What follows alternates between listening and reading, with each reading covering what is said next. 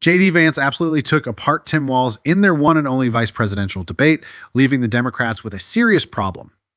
As Kamala Harris continues to struggle in the polls and Trump gains momentum in critical swing states, Walz's underwhelming performance only made things worse. The pressure is now mounting on both Walz and Harris as we enter the final month of the campaign. In this video, I'll be giving you a full update on the 2024 electoral map, showing how the numbers have shifted for both Harris and Trump after that pivotal debate. We're talking about which states are solidly in each camp, which ones are more competitive, and how the electoral math looks right now with just a few weeks left before Election Day. But before we get into the details, hit the subscribe button, like this video, and leave your thoughts in the comments. Thank you for your support. So let's start with the solid states, those where either Harris or Trump are expected to win by a margin of 15 points or more. These are the states that are essentially locked in and not really up for debate.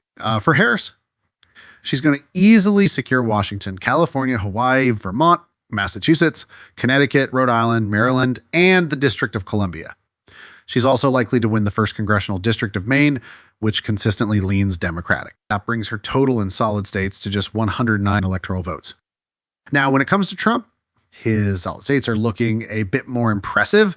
He's expected to win Utah, Wyoming, Idaho, Montana, North Dakota, South Dakota, all of Nebraska except the 2nd District, Kansas, Oklahoma, Missouri, Arkansas, Louisiana, Mississippi, Alabama, Tennessee, Kentucky, West Virginia, Indiana, South Carolina, Alaska, and the 2nd District of Maine. Trump will also likely win Iowa, a state where he performed very well in both 2016 and 2020, securing it by almost double-digit margins.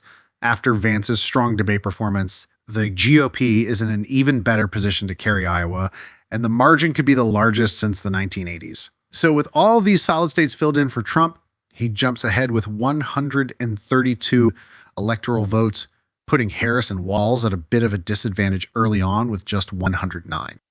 That brings us to the likely states. Those that aren't quite as firmly in either camp as the solid states, but still favor one candidate by a margin of 7 to 15 points. These states are more competitive, but not enough to really change the overall direction. Starting with the likely blue states for Harris, we have Oregon and Illinois. Both of these states went to Joe Biden by comfortable margins in 2020, but Kamala Harris isn't quite matching Biden's numbers. Oregon, for example, went to Biden by 16 points and Illinois by 17 points. Harris will probably win both, but the margins won't be as wide. She's expected to win Oregon and Illinois by just over 7 points, which puts them in the likely blue column. Moving over to the Northeast, we have New York, New Jersey, and Delaware. These are typically solid Democratic states, but they've become more competitive in recent years, mainly due to a string of scandals that have rocked the Democratic Party in this region. First, we had the resignation of Andrew Cuomo as governor of New York in 2022 amid multiple scandals. His replacement, Kathy Hochul, hasn't been able to win over the public. And to make matters worse, New York City Mayor Eric Adams was recently indicted on corruption charges. Their corruption problems don't stop there. Over in New Jersey, Senator Bob Menendez is facing his own scandal, which is also hurting the Democrats. In 2020, Biden won New York, New Jersey, and Delaware by over 15 points. But now, thanks to all these issues, Harris is looking at much smaller margins in these traditionally blue states. Next up is Colorado, a state that Biden won by nearly 14 points in 2020. Harris should win Colorado as well, but not by as much. She's expected to win it by just over 7 points, which is a big drop from Biden's performance. That being said, Colorado is still a relatively liberal state, and it'll be difficult for Trump to gain too much ground there, but he will certainly do better than he did last time. Now, let's move on to the likely red states. Those where Trump is expected to win by 7 points or more, but they aren't quite as solid as the core of his base. First up is Ohio. This is a state Trump flipped in 2016 after it went to Obama by 3 points in 2012. He held onto Ohio in 2020, winning by an 8-point margin, even though polling suggested it would be much closer. This time around, Ohio looks like it'll go to Trump by double digits, making it one of his strongest likely states. Then we have Texas.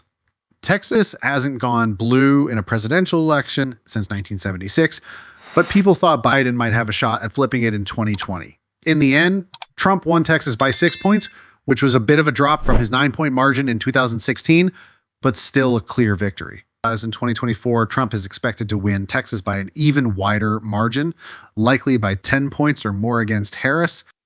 Finally, we have Florida. Just 4 years ago, Florida was one of the most competitive states in the country, with polls showing Biden ahead by a few points.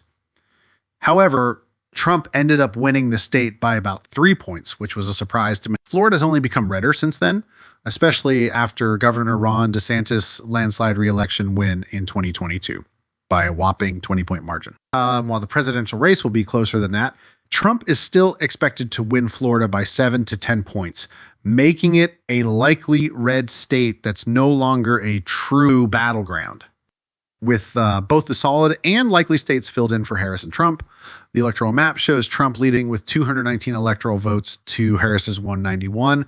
Trump is now just 51 electoral votes away from winning the presidency, while Harris has a much bigger hill to climb. The remaining states, those in the lean and tilt categories, are the most competitive, and they will ultimately decide the election. These lean and tilt states are worth a total of 128 electoral votes, less than a quarter of the Electoral College. But they hold all the power. These states include critical battlegrounds like Wisconsin, Pennsylvania, Arizona, and Georgia. Let's start by looking at the lean blue states where Harris is expected to win by 2 to 7 points. First, we have New Hampshire and Maine. These states have been competitive in the past, with Hillary Clinton narrowly winning them in 2016 and Joe Biden performing a bit better in 2020. Harris is expected to win both states, but not by a large margin, likely somewhere between 4 and 6. Then there's New Mexico, a state that has consistently gone blue in recent years.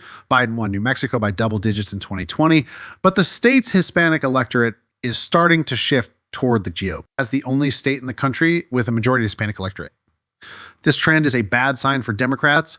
Harris is expected to win New Mexico by a smaller margin than Biden did, making it a lean blue state. Now, let's look at the lean red states, those where Trump is expected to win by 2 to 7 points. First up is Arizona, which has quickly become one of the most conservative swing states. Trump has led in every single poll conducted in Arizona, and his odds of winning the state are higher than in both North Carolina and Georgia. Trump lost Arizona in 2020, but he's on track to flip it back in 2024, likely winning by 3 to 4 points. Next is North Carolina, a state Trump won in both 2016 and 2020.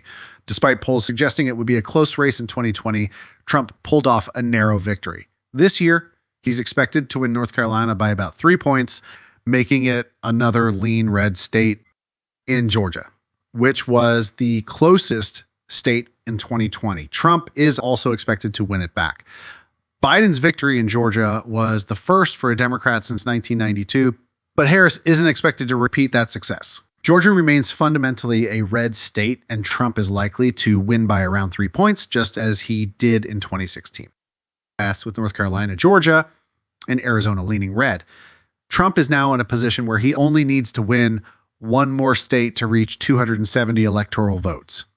Pennsylvania, the Keystone State, could be the one that puts him over the top. This state is often seen as the tipping point in presidential elections, and if Trump wins Pennsylvania, it's very likely he will win the presidency. Polling shows Trump retaking the lead in Pennsylvania, and after winning it in 2016 and narrowly losing it in 2020, he's favored to flip it back in 2024. The final lean red state is Wisconsin. Despite being Tim Walz's neighboring state, Wisconsin isn't showing much support for Harris after Walz's poor debate performance. Trump has historically done well in Wisconsin, and even when he lost it in 2020, the margin was less than 1. With polling showing a tie in Wisconsin, Trump is favored to win it by a narrow margin, just over 2 points. Now we're down to the 4 tilt states, those that are expected to be decided by less than 2 points. These include the 2nd District of Nebraska, Nevada, Michigan, Minnesota, and Virginia. The 2nd District of Nebraska is expected to tilt blue, giving Harris a slight advantage there. Minnesota, Walz's home state, is also tilting blue, but just barely.